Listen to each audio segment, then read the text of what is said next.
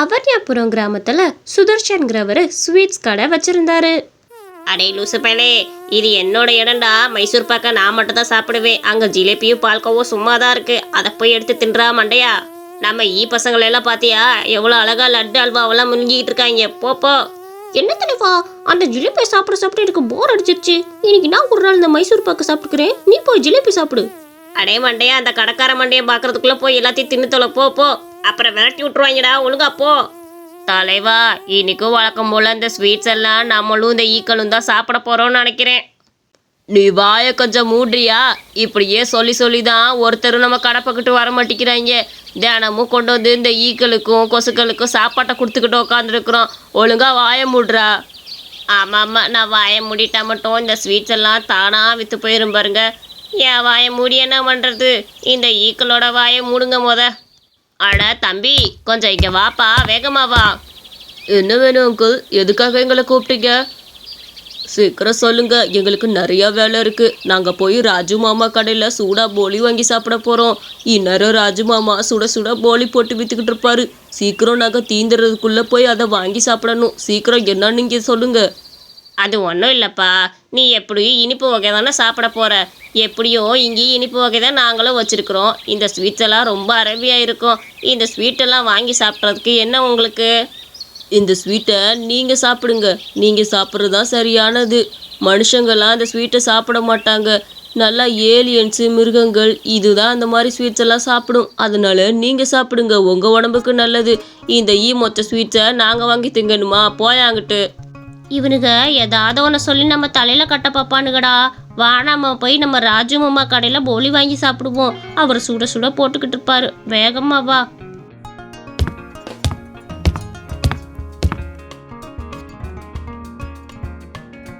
அந்த ராஜுங்கிறவரு போலி கடை போட்டிருந்தாரு. அவர் போலியை ரொம்ப சுவையா செஞ்சு தருவாரு. என்னப்பா ராஜு, போலியெல்லாம் போட ஆரம்பிச்சாச்சு போல. சரி, எனக்கும் போலி கொடு. நீ போடுற இந்த தேங்காய் போலிக்கும் பருப்பு போலிக்கும் நான் அடிமை. உன் போலி எங்கே போட்டாலும் அங்கனக்குள்ளே வாசனை வந்துடுதுப்பா. நீ ரோட்ராடா விற்றுக்கிட்டு இருக்க. நீ எங்கே போய் போலி போடுறேன்னு தொலைவுறதுக்குள்ளே போதும் ஆகி போயிடுது. ஏதாவது ஒரு இடத்துல நின்று போலியை போட்டால் நாங்கள் எல்லாம் வாங்கி சாப்பிட்றதுக்கு வசதியாக இருக்கும் தானே? இல்லைம்மா, அலைஞ்சு திரிஞ்சாதானே எல்லா இடத்துக்கும் போலி விற்க முடியும். இங்கே இருந்தால் ஒரு சில பேர் தானே வாங்குவாங்க. ஆனால் எல்லா இடத்துக்கு போனால் நிறையா பேர் வாங்குவாங்கல்ல. நீ சொல்கிறதும் சரிதான் கண்ணு. உன் வியாபாரத்தை எதுக்கு நாக்கு எடுத்துக்கிட்டு? சரி, எனக்கு பருப்பு போலியில் ஒன்று, அப்புறம் அந்த தேங்காய் போலியில் ஒன்று, 2 போலியை போட்டு கொடுவேம்மா. நான் தானே முதல்ல வந்தேன், எனக்கு முதல்ல போட்டு கொடு. என்ன, என்னால் நிற்க முடியாது ரொம்ப நேரம். ராஜு மாமா, இன்னைக்கு நான் ஸ்கூல் முடிச்சுட்டு வந்துட்டு இருந்தப்ப அந்த மொச்ச ஸ்வீட் கடை இருக்குல்ல, அங்கே என்னை ஸ்வீட் சாப்பிட கூப்பிட்டானுங்க. நான் வேணான்னு சொல்லிட்டு வந்துட்டேன். அதை நீங்களே சாப்பிடுங்கன்னு சொல்லிட்டு வந்துட்டேன் மாமா. நல்ல பொருளாக இருந்தால் வாங்கி சாப்பிடுக்கண்ணா. ஆகாத போகாத பொருள், அப்புறம் சுத்தம் இல்லாத பொருள்லாம் வாங்கி சாப்பிடாது என்ன? அவங்க எல்லாருமே அந்த போலியை ருசிச்சு சாப்பிட்டுட்டு இருந்தாங்க. அவ்வளோ ருசியாக இருந்தது அந்த போலி. ராஜு மாமா, உங்கள் போலி ரொம்ப அருமையாக இருக்குது. இந்த பருப்பு போலி தான் உங்கள்கிட்ட போடுறதுல எனக்கு ரொம்ப பிடிச்ச போலி. இதை சாப்பிட்டுக்கிட்டே இருக்கலாம் போல இருக்கு மாமா. எனக்கு இன்னும் 2 போலி கொடுங்க. வீட்டுக்கு அம்மாவுக்கு வாங்கிட்டு போயிட்டு வரேன். தலைவரே, அந்த சின்ன பையனுக்கு எவ்வளோ கொழுப்பு பார்த்தீங்களா? இந்த மொச்சதெல்லாம் நீங்களே சாப்பிடுங்கன்னு சொல்லிட்டு போகிறான். அந்த ராஜு கடை போடுற வரைக்கும் நம்ம கடை சரியாக ஓடாது. இதுக்கு ஒரு நல்ல வழி வச்சுருக்கேன். ஆனால் அதை சொன்னால் நீங்கள் கட்டாயம் ஒத்துக்கணும். அப்போனா நான் சொல்கிறேன். எதா இருந்தாலும் சொல்லித்தோல. நம்ம கடையை எப்படியாச்சும் நல்லா வளர்க்கணும்னா ஏதாவது ஒன்று பண்ணி தான் ஆகணும். அந்த ராஜுவோட கடையை எப்படி க்ளோஸ் பண்ணுறதுன்னு ஏதாவது ஒரு பிளானை சொல்லு. அந்த பிளானை நான் இப்போ சொல்ல மாட்டேன். நாளைக்கு நீங்கள் கடை போடுவீங்கல்ல, அப்போ நீங்களே பார்த்து தெரிஞ்சுக்குவீங்க. சரி வாங்க. இதுக்கு மேலே யாரும் அந்த ஸ்வீட்டை வாங்க மாட்டாங்க. நாமளே 2 எடுத்து தின்னுப்புட்டு கடையை காலி பண்ணிட்டு போவோம் வாங்க. அவங்க 2 பேருமே அந்த கடையை எடுத்து வச்சுட்டு கிளம்புனாங்க.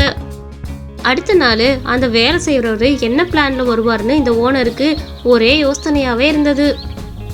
அட என்ன, இவன் வருவான்னு பார்த்தா இவனோட நாய் வாலாட்டிக்கிட்டு நின்று டான்ஸ் ஆடிக்கிட்டு இருக்குது. இவனுக்கு என்ன பைத்தியமா? ஏதோ பிளான் போட்டு தரேன், அதை போட்டு தரேன்னு வேலைக்கு லேட்டாக வந்தது இல்லாமல் அந்த நாயையும் கூட சேர்ந்து கூட்டிகிட்டு வந்திருக்கிறியான். இன்னைக்கு வரட்டும் இன்னைக்கு இவனுக்கு. அவனும் அந்த இடத்துக்கு வந்தான். அவனுக்கு முன்னாடியே அந்த நாய் அங்கே நின்றுட்டுருச்சு. அடே பைத்தியக்காரா, உனக்கு என்ன பைத்தியம் பிடிச்சிருச்சா? ஏதோ பிளான் போடுறேன் அதை போடுறேன்னு ஒரு நாயை மட்டும் கூட்டிட்டு நிக்க வச்சிருக்கிற. உனக்கு என்ன பைத்தியமா? லூசாடா நீ? தலைவரே அப்படி சொல்லாதீங்க. இந்த நாய் தான் இன்னைக்கு நமக்கு ஒரு சரியான பிளானை போட்டு கொடுக்க போகுது. இந்த நாயை அவன் வர்றப்ப கடிக்க விட்டோன்னு வச்சுக்கோங்களே, அவன் ஒரு 4-5 நாளைக்கு கடை கண்டிப்பா போட மாட்டான். அப்பன்னு பார்த்து எல்லாரும் நம்ம கடையில தான் ஸ்வீட் வாங்க வருவாங்க. என்ன சொல்றீங்க? எப்படி இருக்கு என்னோட ஐடியா? நல்லா இருக்கா? அப்படியா? ரொம்ப நல்ல ஐடியாவா தான் சொல்லியிருக்கிற. எப்படியாவது இந்த நாயை விட்டு அவனை கடிக்க வச்சிரு. கண்டிப்பா 5 நாளைக்கு தலை வச்சு கூட படுக்க மாட்டான். அந்த போலி கடைக்காரருக்காக அந்த 2 பேருமே காத்துக்கிட்டு இருந்தாங்க. அவர் கடவுளே, இந்த நாய் என்ன இப்படி கடிக்குது? ஐயோ வலிக்குது, போகட்டு. ஐயோ வலிக்குது. போ. ஐயோ உனக்கு ஒன்னும் ஆகலையப்பா. ஒன்னும் ஆகலப்பா. இந்த நாய் என்ன இப்படி கடிக்குது? இது யாரோட நாய்? இப்படி கடிச்சு வச்சிருச்சு பாரு, என்னைய ரத்தமே வருது. ஐயோ நீ போய் ஆஸ்பத்திரியில ஊசிய போடுப்பா. ஏதாவது பரவிட போகுது. ஆஸ்பத்திரிக்கு ஓடு. எப்படி கால்லாம் ரத்தம் வருது பாரு, வேகமா போ. இந்த நாய் என்னோட நாய் தான். வீட்டுல வளர்க்கறதுக்கு சிரமமா இருக்கு. அங்கே யாரையாவது கடிச்சு வச்சது இங்கே கூட்டிட்டு வந்தே உன்னையே கடிச்சு வச்சிருச்சு. சரி நீ இப்போ ஆஸ்பத்திரிக்கு, நான் வரேன். அவரும் அதே வழியோட ஆஸ்பத்திரிக்கு கிளம்பினாரு. தலைவரே, என்னோட பிளான் எப்படி? நான் 5 நாளைக்கு இந்த சைடே வரமாட்டான். இந்த ஸ்வீட்டெல்லாம் இந்த 5 நாள்ல நம்ம தாறுமாறா விற்கிறோம். என்ன? அவங்க 2 பேரும் பிளான் போட்ட மாதிரி அந்த நாயை வச்சு அந்த போலி கடைக்காரரை கடிக்க வச்சுட்டாங்க. எங்க பாரு, நீ 5 நாளைக்கு வீட்லயே ரெஸ்ட் எடுக்கணும். எங்கேயும் காலடி வச்சு நகரக்கூடாது, புரியுதா? மீறி நகர்ந்தேன்னா உனக்கு இன்னும் அதிகமா இன்ஃபெக்ஷன் தான் ஆகும். அந்த நாயும் உன் காலை ரொம்ப கடிச்சு வச்சிருக்குது. அதனால வீட்லயே ரெஸ்ட் எடு, புரியுதா? எங்கேயும் கிளம்பி போகாத. சரிங்கய்யா, நான் எங்கேயும் போல, வீட்லயே ரெஸ்ட் எடுக்கிறேயா. சரிங்கய்யா, நான் இப்ப இங்கேருந்து கிளம்பலாம்ல. அவரும் ஆஸ்பத்திரியில இருந்து வீட்டுக்கு கிளம்பி போனாரு. இந்த ஸ்வீட் கடைக்காரங்களுக்கு ரொம்ப சந்தோஷமா இருந்தது. அவர் 5 நாளைக்கு இந்த கடை பக்கத்து வரவே மாட்டாருன்னு. வழக்கமா போலி வாங்கி சாப்பிட்றவங்க எல்லாருமே அந்த சைடு நடந்து போயிட்டு இருந்தாங்க. பாட்டி, அந்த போலி கடைக்காரன் தான் 5 நாளைக்கு போலி போட மாட்டான்ல. அப்புறம் என்ன உனக்கு இந்த ஸ்வீட்ஸ் எல்லாம் வாங்கி சாப்பிட ரொம்ப ருசியா இருக்கும். அவன் இனிமேல் 5 நாளைக்கு கடை போட மாட்டான். அது வரைக்கும் இந்த ஸ்வீட்ஸ் எல்லாம் வாங்கி சாப்பிட்டு பாரு, உனக்கு ரொம்ப பிடிக்கும் கிழவி. தம்பி, உன்னையும் தான். யார சொன்னது அவர் போலி கடை போடலன்னு? அவரு போலி கடை தெருவா போய் தான் அலைஞ்சு போடல. ஆனா அவரு வீட்டு முன்னாடியே அந்த கடையை போட்டுக்கிட்டாரு. இங்க இருக்க மக்கள் எல்லாரும் தேடி போய் அவர்கிட்ட போலி வாங்கி சாப்பிட்றாங்க. முன்னாடி இருந்ததோட இப்பதான் அவருக்கு போலி நிறைய விற்பனை ஆகுது. அதனால நீ வாய் ஓவரா பேசாம உன் வேலையை பார்த்துக்கிட்டு போ. என உன்னோட ஈமுச்ச பண்டத்தை நீயும் உன்னோட முதலாளி உக்காந்து நாள் முழுக்க நல்லா தின்னு நீங்களே காசு போட்டுக்கங்க அதுல. என்ன? டேய் வாடா, நம்ம வீட்டுக்கு கிளம்புவோம். இவங்க கிட்ட நின்று பேசினா பேசிக்கிட்டே தான் இருக்கணும்.